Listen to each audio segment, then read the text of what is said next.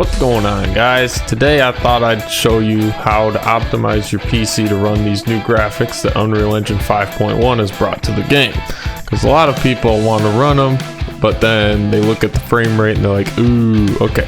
So I thought I'd just show you guys some of the tips and tricks and things that I do so that I can keep my PC running awesome graphics at really good frame rates. Okay, so now in Windows, there's a few things that I always do, and you're gonna have to make a habit of doing these things.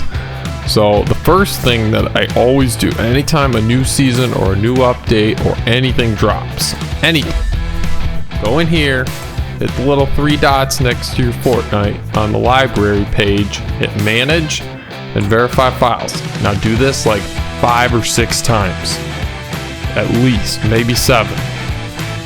And do this after every new season drops, every new content update, every hotfix.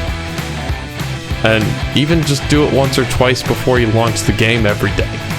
It makes such a difference on your input delay, any of the little freeze ups that you might get, your overall frame rate, the consistency of your frame rate, any little hitches and drops and little things where, you know, oh, it lags in the item shop or it lags in the lobby. This will clean up all of that.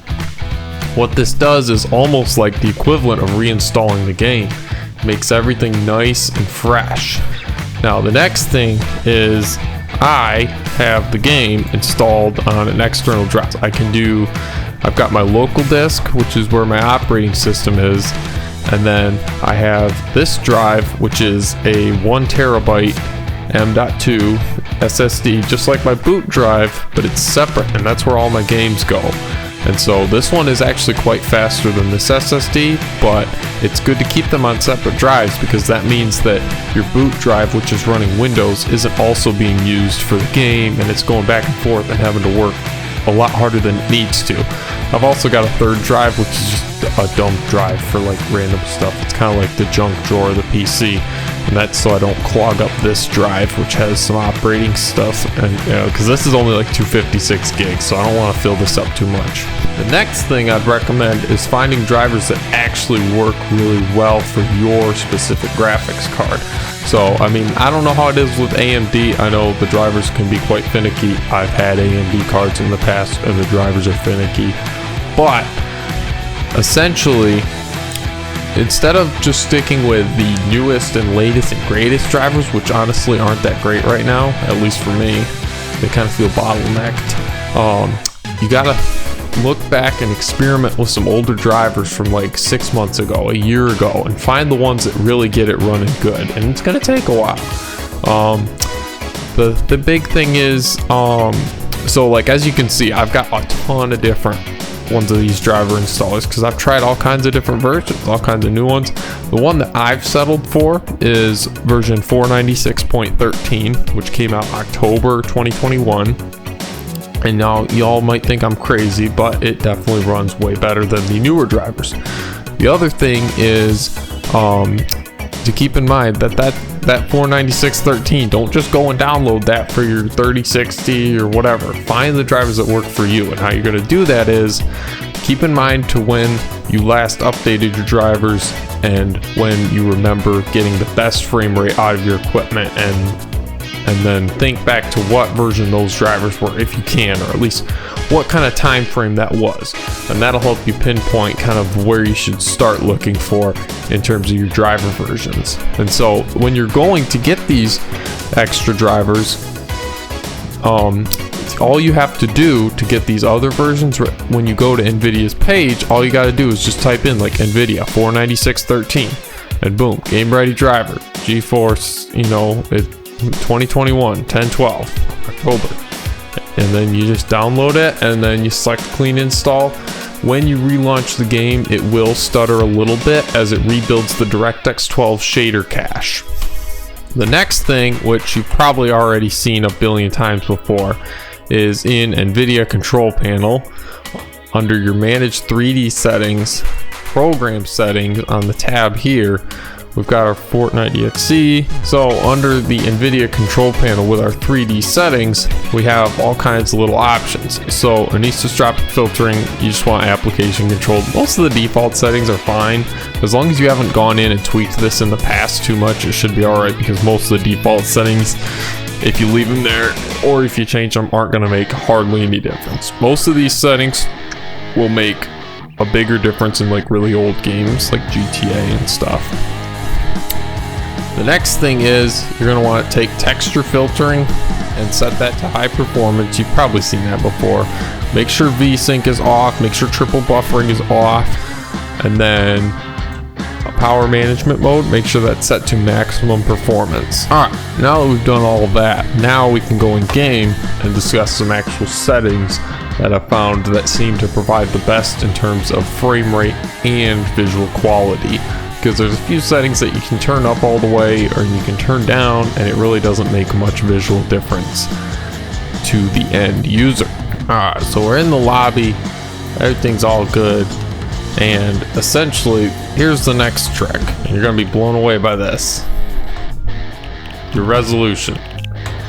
So for running these graphics, you can go down pretty far, like 1280 by 720, 1600 by 900 is probably my favorite for a 1440p panel, which is what this is, 270 hertz.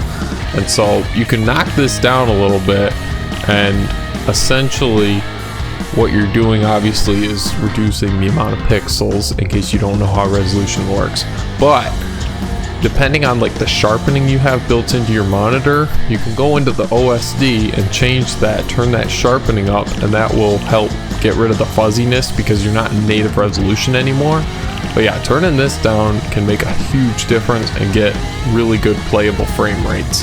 And then from there, I just usually have a little bit of sharpening and upscaling applied in OBS. So without showing that, I mean, honestly, looking at even the preview, like you can't even tell that that's not native resolution or not even close to 1440p. But yeah, it still looks amazing because OBS has some great upscaling. Alright, the next thing is taking advantage of TSR, which I don't know why that's on native. Performance is good, but that's only if you're in 1080p or 1440p, I find. Otherwise you get kind of CPU bound, so I usually stick with balance, which is 58% 3D resolution. That way you're not getting too CPU bound. Otherwise, because if you get CPU bound, you're just going to get tons of input delay, which is what performance mode is. You don't want to be CPU bound. You want to put load on the GPU, because the GPU is a lot more powerful than the CPU. But obviously we're not talking about performance mode today, we're talking about RTX graphics. So now let's talk about actual settings. We've got our TSR, we want to take advantage of that because this is really powerful upscaling technology. Personally, I prefer DLSS, and by the time this video goes out, DLSS will probably be re-enabled and you can just use that, which I probably will. So nanite virtualized geometry, we want that on. Virtual shadows, now this is a setting that does not make a huge difference whether it's epic or medium or high. So personally, I run medium because we're already running at a lower resolution, so using lower resolution shadow textures, it's not going to be noticeable. We're upscaling it all anyway. Global illumination, put both of these at epic because you lose too much here. It just doesn't have the same experience as putting them both on epic, and it doesn't help the frame rate hardly at all whether you're on high or epic, so just leave it on epic. View distance, leave that on epic, because if you're on a PC built within the last 4 years, it should be fine. If you're on lower render distance, it's going to have all kinds of pop in, and your PC will have to work harder loading in all these assets in and out as you come in and out of POIs and locations. Textures, you can run either medium or high. I kind of go back and forth, but we'll just do medium for now, because if you've got high resolution textures installed, medium and high look basically identical. And again, we're running at a significantly lower resolution, so low res textures won't be noticeable. It won't do us any good to run 4K textures if we're not even, we're basically 720p. And really, well, 1600 by 900, cut that in half with our TSR, we're basically upscaling DVD quality, like 540p. So then effects, you want that on epic. Post-processing, Epic is cool, but even high and medium are good compromises where you aren't really going to be able to tell the difference. And so you don't want hardware ray tracing on. I wish they would have made this better where it like can take advantage of your RT cores but not totally tank your performance, because you know the GPU has RT cores that it can use for this. Otherwise, yeah, these are your settings you kind of want to run. Give these a try. Sometimes depending on your GPU, if you're on like a 3060 or something, you know, run performance, but otherwise balance is pretty solid. And kind of play around with this, see if like quality works better. You'll notice when your frame rate's a lot higher. And obviously it's kind of hard to gauge because the FPS is super inconsistent this season, kind of like it was last season, where it's just kind of iffy depending on what POI you're in. But anyway, now that we've done that, all that verifying our game files, look at how consistent our FPS is. It's, you know, most people in the lobby, they got their FPS kind of dancing all around. It dips to 10 FPS and then it goes back to 100. Look at that. That is butter consistent. 230 and 250 in the lobby. Now obviously in the lobby it's not rendering anything other than our skin, but whatever. Just for reference, this is a 3080 Ti and a 5900X with 32 gigs of RAM running at 4000 megahertz. So obviously this is a pretty big PC, so don't see my whatever FPS I get. I'm guessing like 140, 150. I don't see that and be like, why am I not getting that if you're on like a 3060 or a 3070. But obviously all these tips are still going to be really beneficial for, you know, being able to break the triple digit barrier, getting 100 FPS, because I see so many people running these settings and they're like getting 80, 90, sometimes even low as 70 FPS, and that's honestly ridiculous. Yeah, approaching the POI we're only getting like 130, so that was kind of to be expected. We are gonna drop now. We got a shotgun. And as you can see, the game looks absolutely amazing, and I'm not getting any hitching or low FPS. It did dip to like 88 for a brief split second, but otherwise it's running solid. These interiors with the global illumination look really good, especially these shiny floors. It's like, oh, it just looks so photorealistic. Oh boy. What you playing, buddy?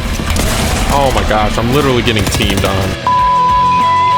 Either way, that's what I do to get really good FPS in this game, even when I'm running nice graphics so that it looks nice and pretty. Anyway, drop a like, drop a comment down below if this helped you guys out. And also with that comment, put your specs down. I'm kind of curious to see, you know, what kind of FPS you get on like 3050, 3060, whatnot. Anyway, see ya.